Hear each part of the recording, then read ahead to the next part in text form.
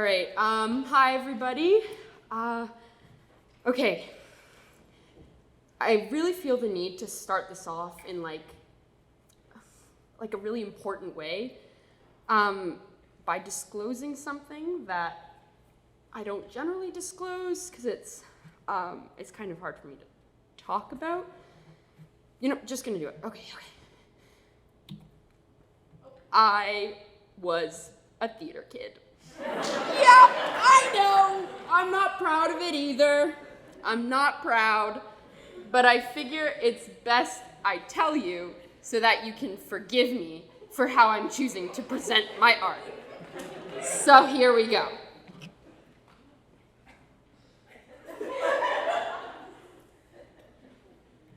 Hello, bonjour, hi everybody. My name is Professor Stocking, but since I'm hip and, as the kids would say, cool, you can just call me Elliot. I mean, I'm wearing a t-shirt with a blazer and my tie has cows on it, so yeah, pretty cool. Today, we're gonna learn about the alphabet. Show of hands, who's familiar? Okay, oh wow, all right. Well, today we're gonna learn about a different alphabet than the one you're used to, because it's gonna be a little bit more fun. So, here we go. B is for burnout. One of the most frustratingly common symptoms of the acute condition of being human. Burnout is a debilitating experience which most of us will suffer from in our lives. If you don't know the feeling, you will. If you don't know the feeling, I can't describe it to you. If you don't know the feeling, God, I'm jealous because it sucks. I've spoken to a few professionals about the topic, and they've given me the answer. So, get ready. Let me just check my notes. Wait, hold on. Time?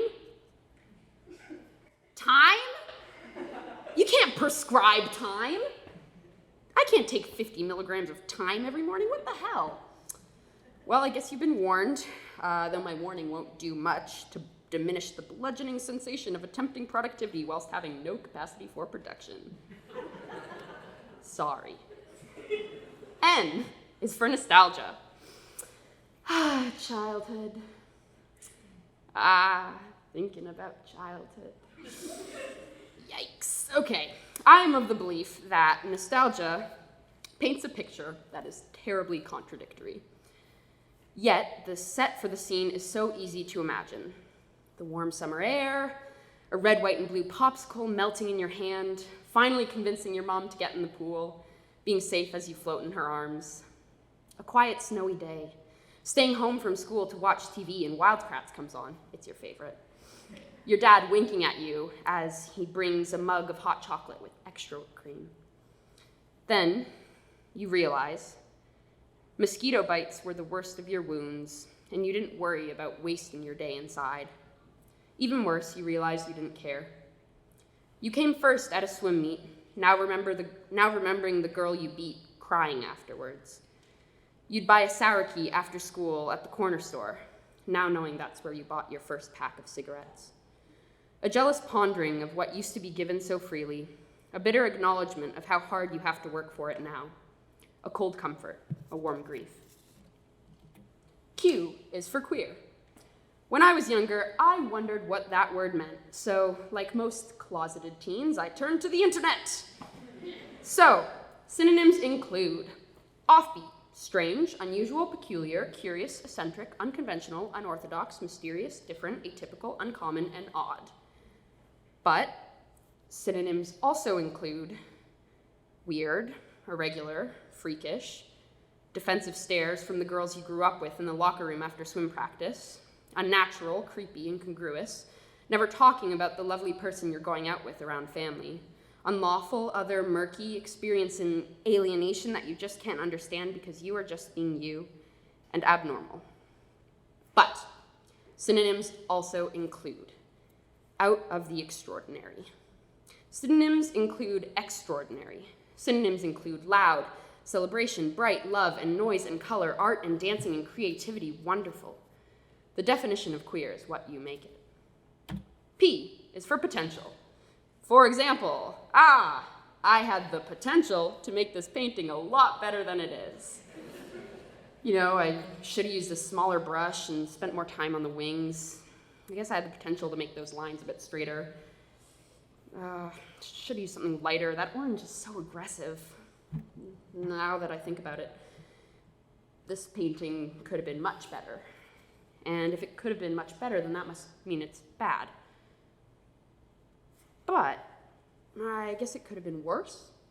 I mean, I do like the shading on the ridge right there, and the orange is a nice contrast with the blue. I could have made those lines way wonkier.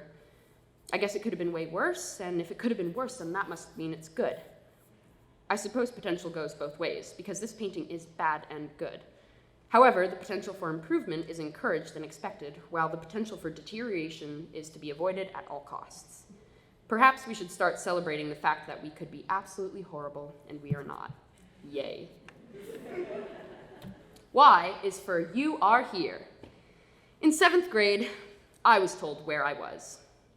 And it immediately sent me into an existential crisis that a 12-year-old was not capable of handling.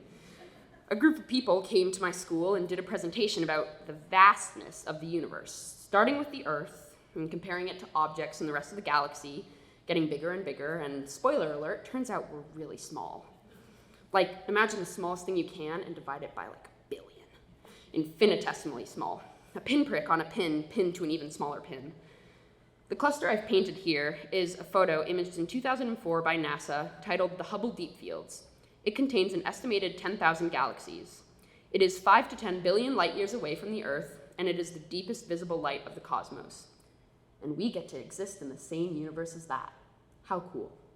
Alone in a universe surrounded by others just as alone as we are. We the unlikely, we the inevitable. U is for unfinished. Nope. Yes. U is for unfinished. Blank canvases will pile up in a corner and glare at you as you walk past. To-do lists might never get fully crossed off.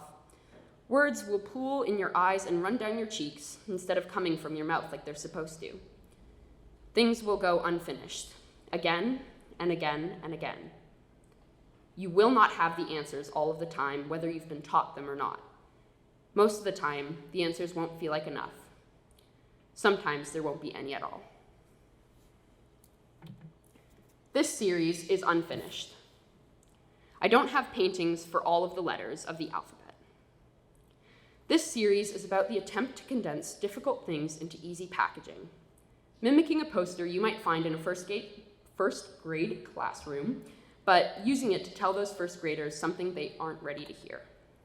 This series is an attempt to brace myself for something, knowing the irony that it has already hit me. This was a warning I was not given, and a warning no one could give me. A question without an answer, and nobody to blame it on. The bittersweet pangs of growing up affect us all in ways we do not expect. But maybe that's all right. Maybe part of being a person is trying to learn the unlearnable, and then trying to teach the unteachable. All while we expand into ourselves like the universe from which we're made. Because even in the face of things like burnout, nostalgia, and potential, we are still here. In the face of absurdity and contradiction, we are still doing the work. And for that, I am proud of us, I am proud of you, and I suppose I am proud of myself as well. Alrighty then, class. Sorry, got a little bit away from myself there. Whoa, what was that? Okay, don't forget, we've got a quiz next Tuesday, and I'm here at lunch if anybody needs help. Bye.